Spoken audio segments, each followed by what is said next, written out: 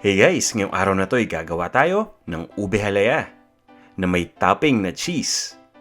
Alam niyo, napakasimple lang itong gawin.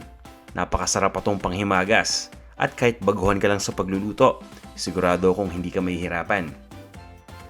Ito yung kumpletong lista ng mga ingredients na gagamitin natin, kasama ang sukat ng bawat isa.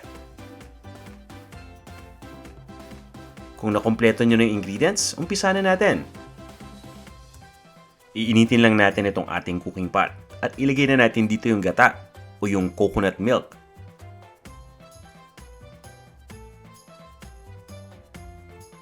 Pabayaan lang natin itong kumulo. Kapag nag-umpisa ng kumulo yung gata, haluin muna natin ito.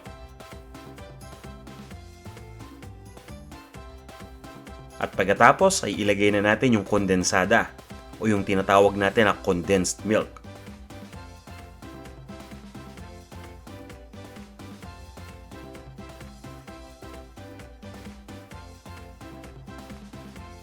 Alam nyo guys, itong ginagawa natin dito sa paggawa ng ube halaya ay panay halo lang ng halo. Hahaluin natin ulit itong condensed milk.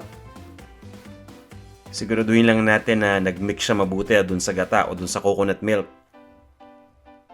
At pagkatapos ngayon ay ilalagay na natin yung ube. Ito yung grated purple yam o yung ginadgad na ube. And guys, dating gawi, hahaluin na naman natin ito hanggang sa maging well blended na lahat ng ingredients natin dito.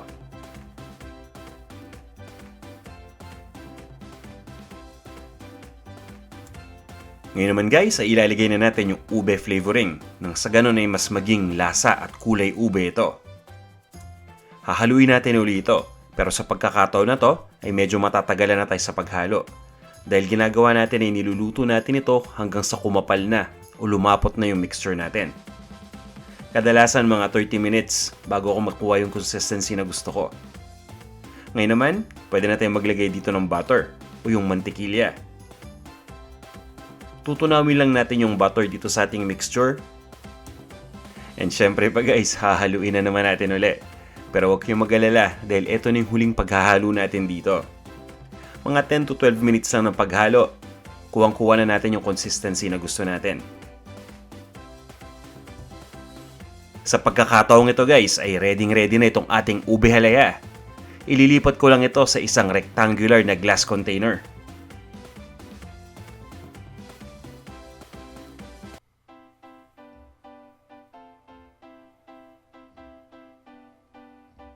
And guys, mapapansin niyo, tama-tama lang yung consistency nito.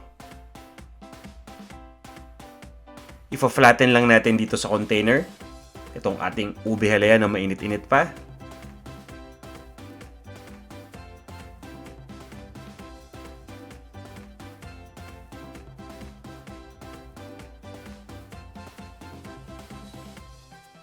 At ngayon naman guys, ay ilalagyan lang natin o bubudburan lang natin ng keso sa taas. Ang gamit ko dito ay shredded na cheddar cheese.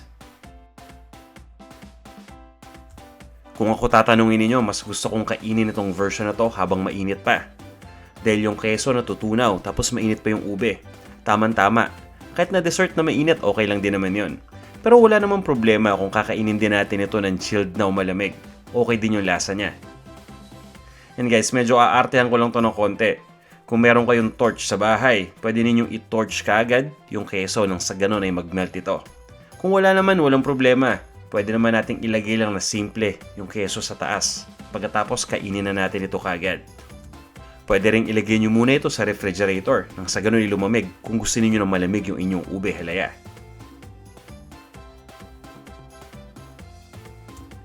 Di ba guys? Simpleng-simple lang. Maraming salamat ulit sa pag-nood nitong video. Para dun sa mga hindi pa nagsasubscribe, sana mag-subscribe na kayo nang sa ganun ay ma-notify kaagad kayo ng YouTube kung meron tayong bagong video na in-upload. Ito na ang ating ube halaya with cheese.